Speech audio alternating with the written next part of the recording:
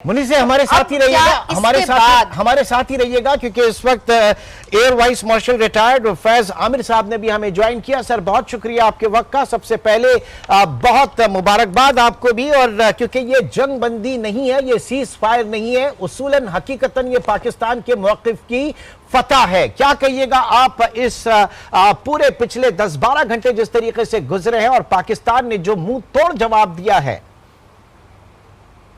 देखिए, ये तो सब दुनिया पे वाजे है कि पाकिस्तान ने ये जो पूरा ऑपरेशन है वो लाइन डाउन नहीं किया। लेकिन मैं इसको दो मुख्तलिफ तरीकों से देखता हूँ। एक तो ये है कि ये एक बहुत लंबा सफर है, एक डॉक्ट्रिनल जर्नी है जो कि 1998 से शुरू हुआ था। जो ही दोनों मुल्कों ने न्यूक्लियर एक्सप्लोजन्स किए तो उसके बाद जो military strategist on both side थे, they started to look for space below the nuclear umbrella, nuclear threshold for a limited war.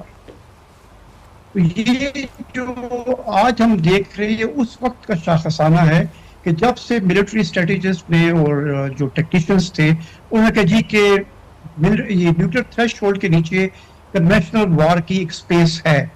वो स्पेस एक्सप्लोर करते करते कारगिल हुआ, 2001 हुआ, 2008 हुआ, 2016 हुआ, 2019 हुआ और फिर 2025 से पहुंच गए हैं। और वो अभी तक दोनों फरीक जो हैं वो उस स्पेस को एक्सप्लोर कर रहे हैं कि हम वो बाउंड्री कितनी पुश कर सकते हैं। मेरे ख्याल में सबसे अच्छी बात जो हुई है वो ये है कि यहाँ पहुंचकर आज के दिन 10 मई को इन लोगों ने जान लिया है कि बस इतनी ही स्पेस अवेलेबल थी और इसके बाद अगर हमने मजीद ताले आजमाई की तो ये जंग जो है ये न्यूक्लियर जा सकती है। और मुझे इसमें कोई शक नहीं था कि अगर 1-2 दिन के बाद जब पाकिस्तान महसूस करता कि उसकी थ्रेशोल्ड करीब आ रही है तो वो दुनिया को वार्न कर देता। तो ये एक बहुत बड़ी अचीवमेंट है इस स्ट्रगल की, जो कि 4-5 दिनों से बल्कि 22 अप्रैल से जारी है। यानी ये 28 मई से सर 28 मई से 10 मई तक का जो सफर है ये बड़ा तारीख साज सफर है और हमेशा याद रखा जाएगा। आप हमारे साथ ही मौजूद रहिएगा।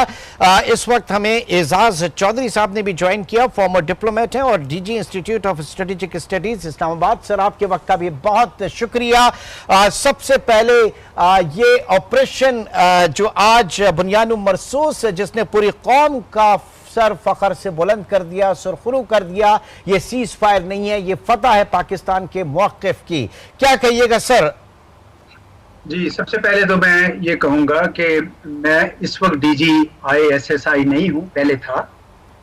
आई am a former foreign secretary. अच्छा, मैं बिल्कुल आपकी और मेरा ख्याल है एजाज साहब, अस्सलाम वालेकुम, मुनीज़ा जहांगीर बात कर रही हूँ। आप 2013 से 2017 में फॉरेन सेक्रेटरी थे और 2017-2018 से एम्बेसडर थे यूनाइटेड स्टेट्स में। तो आप ये जो आप देख रहे हैं ये जंग बंदी, इसका सेहरा हम किसके ऊपर डालें? क्या हम सदर ट्रंप पे डालें कि उनकी काविशों से जो है मामलात हल हुए हैं? चूंकि आपको याद होगा कि आज से कोई 24 घंटा 48 आवर्स पहले तो वो ये कह रहे थे कि this is none of our business. जी, मैं ये समझता हूँ कि इसका सेहरा पाकिस्तान की हिकमत अमली का है। जिस तरीके से पाकिस्तान ने बड़ी बुर्दबारी से अपने आप को इस क्राइसिस में से निकाला और ये जो हमने तुर्की ब तुर्की जवाब दिया, ये सेहरा उसका है। ये सब लोग ताकत की जबान समझते हैं और हमने इतने अच्छे तरीके से ये किया कि उनके सिविलियंस को नहीं मारा। जिस तरह उन्होंने तो हमारी 31 जानें ले ली, हमने उन जगह पे अटैक किया जहां से आए थे वार हम पे आया।